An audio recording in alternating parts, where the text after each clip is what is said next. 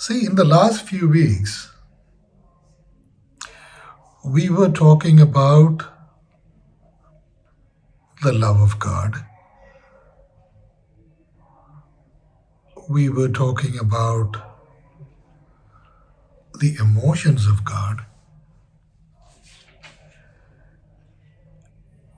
And we were talking about, some of the saints like Mother Teresa, Padre Pio, St. John of the Cross. So pretty much all of these discussions were about the emotions of God. Now, we discussed about why such emotions are not spelled out or described in the Bible. And we just went into giving some reasons why it is not. See, when you are describing or when you are writing something empirical,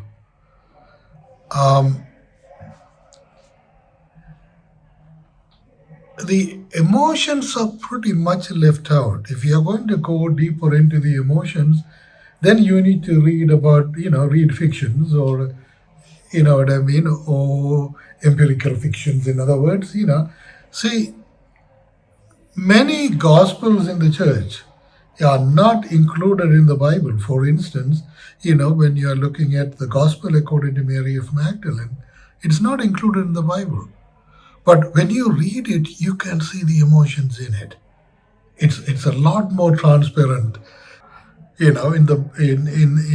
her gospel, and even in the gospel that's written by St. Thomas.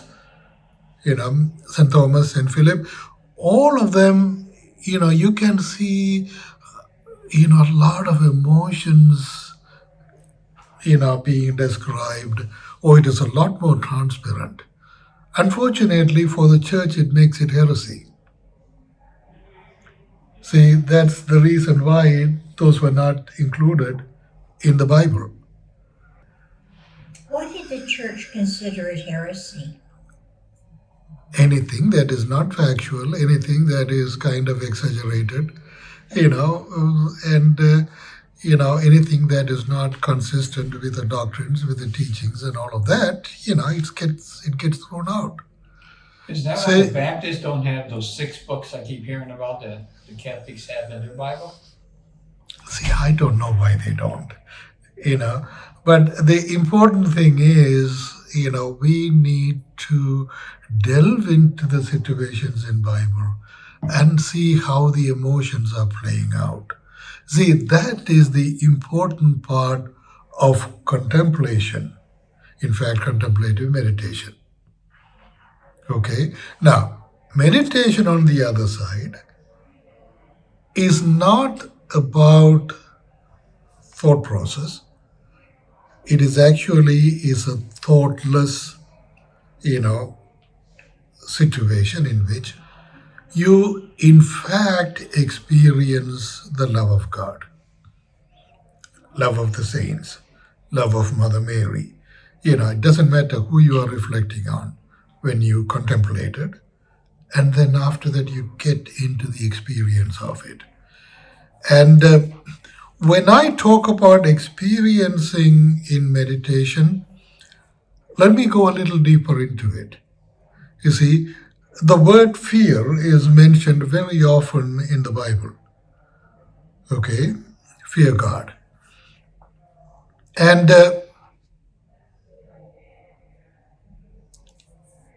the philosophical truth is, fear and love cannot coexist.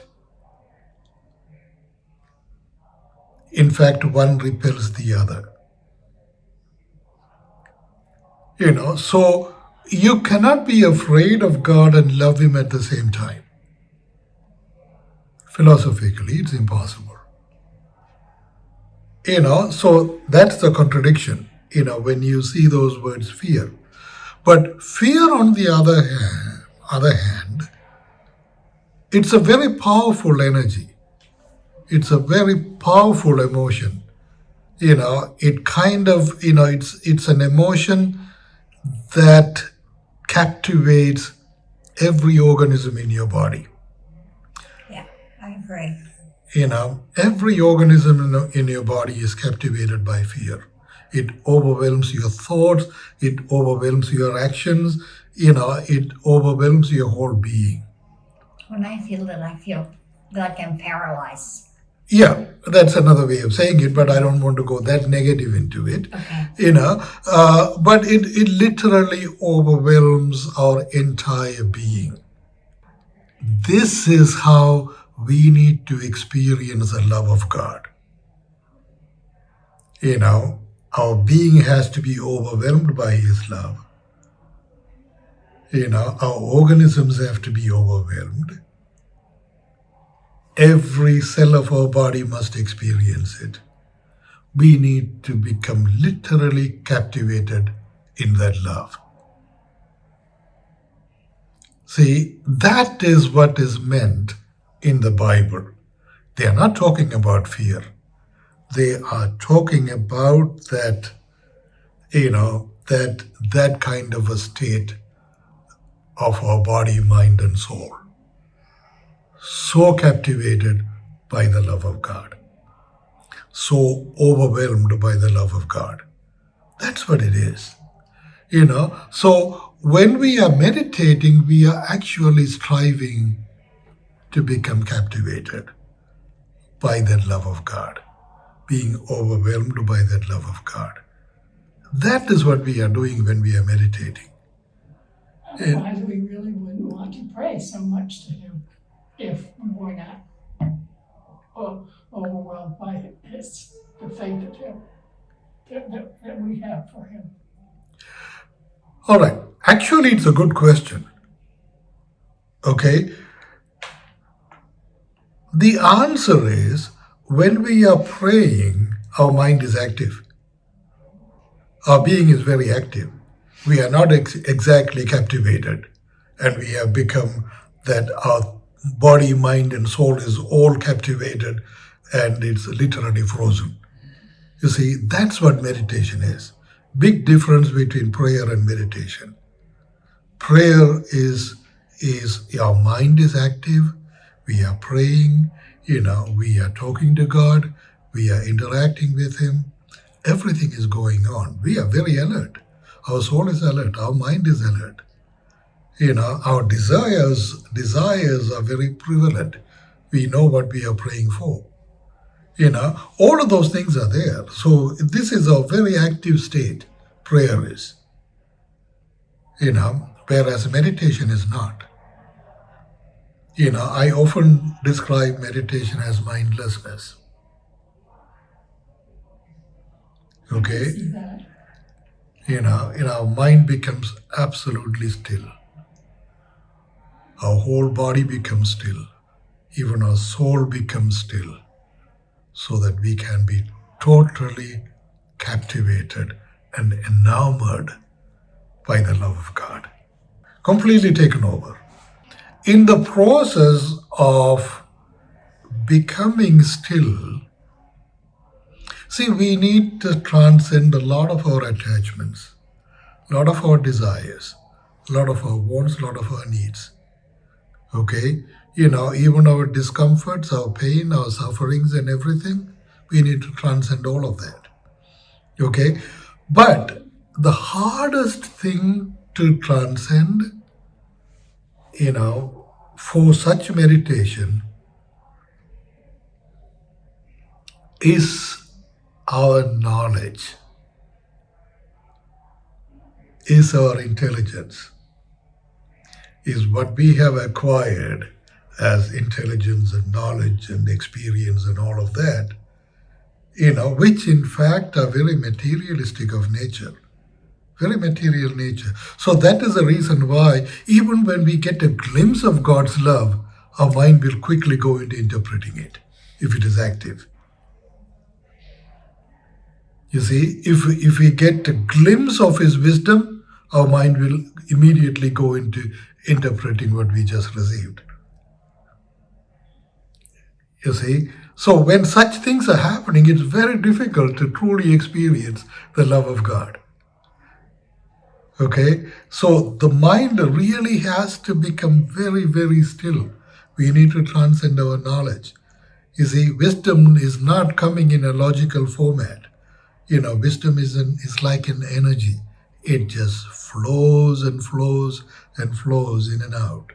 And if you are alert about the wisdom that you are receiving, then it fades away. See, that is the reason why transcending of our own knowledge and intelligence and perceptions are incredibly important in spirituality. Okay, so all of our discernments, our logical reasonings, everything has to go out.